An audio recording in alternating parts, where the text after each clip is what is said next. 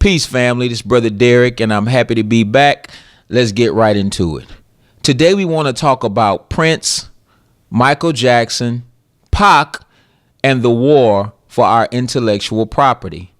Now, let me first start off by saying that business is warfare.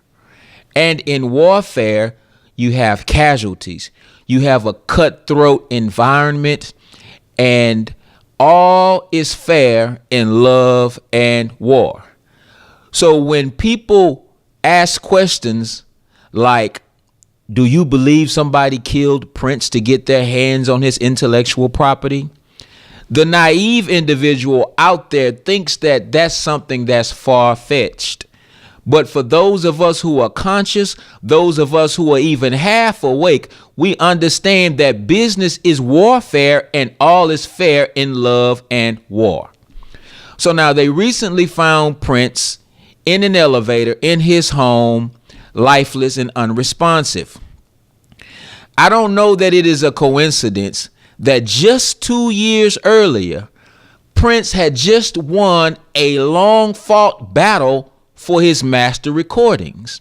Now, Prince had a saying that I believe was absolutely profound, and that should be the mantra for every artist and every author who has intellectual property. Prince said it like this. He said that if you don't control your masters, then your master controls you.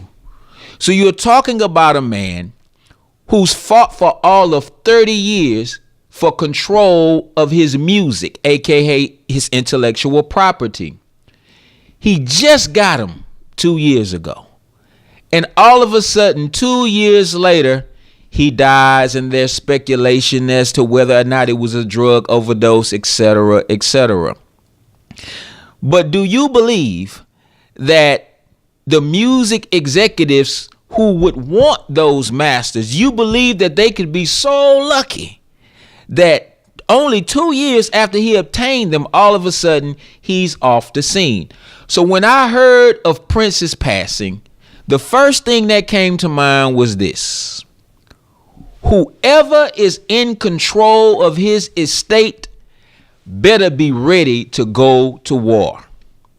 When Michael Jackson died, I said to myself, whoever is in control of his estate, they better be ready to go to war.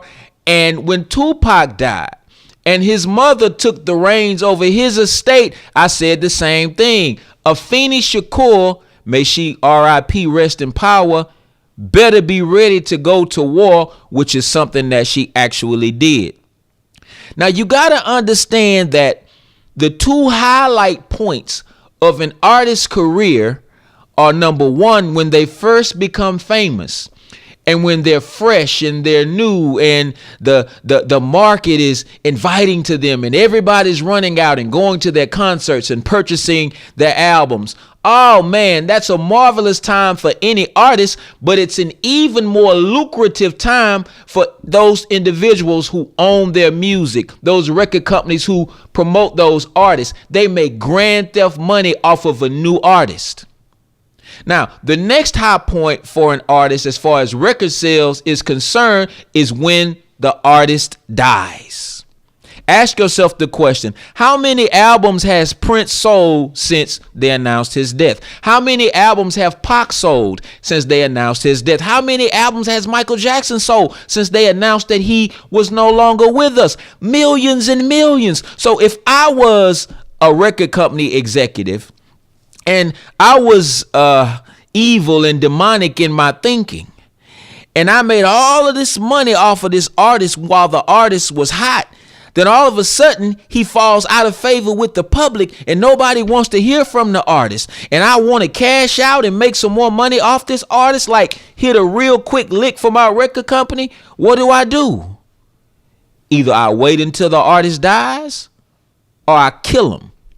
Because I know that when the artist is no longer here, people are going to run out and they're going to buy those records. Now, when you're talking about the selling of records, you're talking about infusions of cash, and that's one thing. But when you're talking about intellectual property, you're talking about what I call the long game. See, the long game. I think it was P. Diddy who said that it's all about the Benjamins. But when you look at the record business and you look at those who have made billions in this business for years, it's not all about the Benjamins. It's all about the masters, because it is the masters that create the Benjamins. That's what makes the money. It's all about ownership. It's all about power, and it's all about control. So now let's look at Prince. Prince went to war with these record companies for decades. He went so far as to perform with the word slave written on the side of his face, basically letting the public know, I look like I'm free, but I'm really a slave to these record companies. Prince would not play ball with them. And it's not just that he wanted to own his own masters. He didn't want them to have them. That's the kind of principled man that Prince was. So he gets his masters back. He hadn't put out music in a long time, but you're talking about a man who was a music addict. I mean, this is what Prince did. He lived to dance. He lived to perform. He lived to play the guitar. He lived to write music. He lived to create new acts. So they knew that Prince may not have been putting out music, but they knew he was making music, which meant that he had hits for days sitting in the vault. And now it's being reported that there are over 2,000 or maybe even more Prince songs sitting in the vault. So when I talk about business being warfare and you look at Prince's estate, you're dealing with a battle for that vault, because in that vault is not music that's worth millions of dollars. Music that's worth billions of dollars are sitting in that vault, because you could release records for the next 50 to 100 years with what that man has sitting in his possession. But now Prince is gone and the war has started for what's in the vault. So whoever is over his estate better have a lot of security around them. They better make certain that they have their own chefs. Watch the water that they drink, because what a company will do, they'll give you your masters while you're alive, but they're always calculating on who will be in charge once you're gone. The sooner you're gone, the better. And once you're gone, they'll come right after it. How do you know, Brother Derek? Let's look at Michael Jackson. Michael Jackson died cash poor, but he was asset rich. Meaning he didn't have a lot of liquid cash, which is why he was trying to do these concerts overseas to arrest so many of the debts that he accrued. However, Michael Jackson owned half of Sony's publishing. Or should I say Sony owned half of Michael Jackson's publishing. And it started with a conversation that Michael had with Paul McCartney in the 80s. You know, and Paul told Mike, he said, you know, Mike, if you really want to make money in this industry, you have to own publishing rights to hit songs. Mike looked at Paul and said, yeah, you know, one day, they say Mike was real gangster, but he was really low key with it. He said, yeah, one day I'll own the hits to some of your songs. I'll own the rights to some of your songs. Paul McCartney looked up one day and Michael Jackson owned the Beatles catalog. So with all of the financial turmoil Mike was in, he would never sell what he owned out in order to pay his bills, because he knew that that is where his power was. So Michael Jackson dies. They say it was from a drug overdose. And just a few years later, the headline quietly comes out and states, Sony reacquires the publishing songs or the publishing rights that Michael Jackson owned. So at this point, all of those publishing rights that Michael owned, his estate doesn't own anymore. Now they say that they say that the estate still owns the rights to Michael's records, but we'll have to see how long that's going to last, because trust me, they're going after that as well. We just lost our dear sister Afeni Shakur, who fought tooth and nail to make certain that her son's estate and that his intellectual property continued to generate wealth for their family for years to come. But now our shining princess, Afeni Shakur, who I believe you really have to study her life because she was so much more than Tupac's mother. I mean, Afeni Shakur represented herself and 20 other Panthers in court and beat 156 counts of conspiracy with no law degree.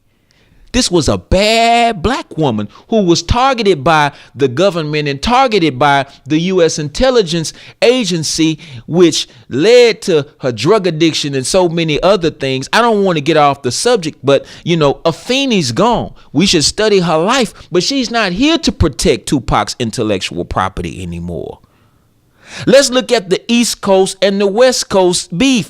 Where are all of Death Row's recordings? Suge Knight doesn't own them anymore. Where are the masters that produced so many millions of dollars? In whose hands did they end up? Listen to what I'm saying. We have to stop undervaluing the intellect that comes from our community. If you're an artist, if you're an author, if you're a graphic designer, if you are a painter or whatever it is, you have to make certain that your legal business is in place and that your intellectual property is protected, because there are vultures who will go after it when you are no longer here to protect it yourself. So as a community, we've got to start paying attention to these things. So my heart is heavy when I look at the loss of Prince. My heart is heavy when I look at the loss of Afeni Shakur, knowing that nobody may be here to protect her son's work. And when I look and I see how Michael's publishing company, most of it, has been turned back over to the people that he called devils when he was alive, Mike would be turning over in his grave. So brothers and sisters, let's be wise with that which we own. Our intellectual property is a product of our melanin. It's a product of the greatness that we have acquired through the spirit of our ancestors. Protect your intellectual property, black folk, and let's come together to make certain that the great ones that we produce, we want to make sure that that wealth continues to turn over for decades and decades and decades in our community and not others. Peace.